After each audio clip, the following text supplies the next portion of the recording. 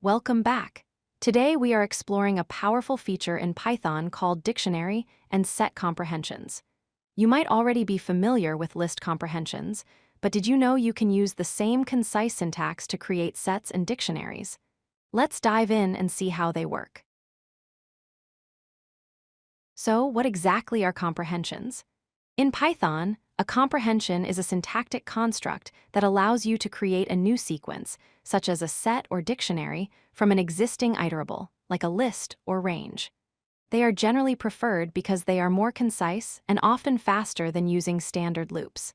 They help reduce the amount of boilerplate code you need to write. Let's start with set comprehensions.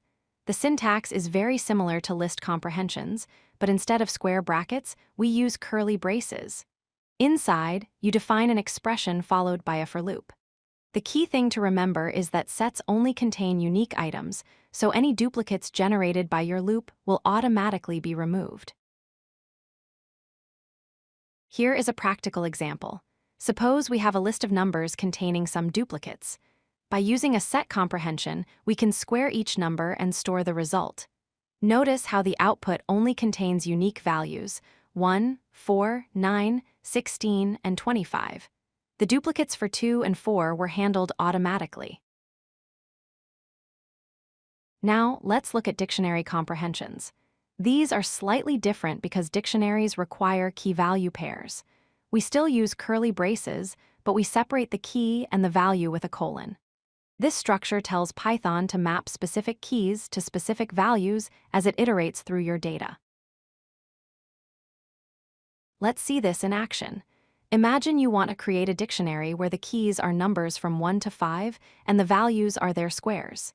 In the code shown here, x is the key and x squared is the value. The result is a clean dictionary mapping each number to its mathematical square. A very common scenario is creating a dictionary from two separate lists. For example, one list of keys and one list of values. By using the zip function inside our comprehension, we can pair these lists together. This creates a dictionary where name maps to Alice, age to 25, and so on, all in a single readable line. Just like list comprehensions, you can add conditional logic. By adding an if statement at the end, you can filter which items get included. In this example, we iterate through a list of numbers, but only include them in our new dictionary if they are even numbers. The odd numbers are simply skipped. Sometimes you don't want to filter items out, but instead change the value based on a condition. For this, we use an inline if-else statement before the for keyword. Here, we check if a number is even or odd and assign a string label accordingly. Every number from the original list is included, but its value depends on the logic we defined. To wrap up, remember that set comprehensions use curly braces to create unique, unordered collections. Dictionary comprehensions also use curly braces, but require a key-value pair separated by a colon.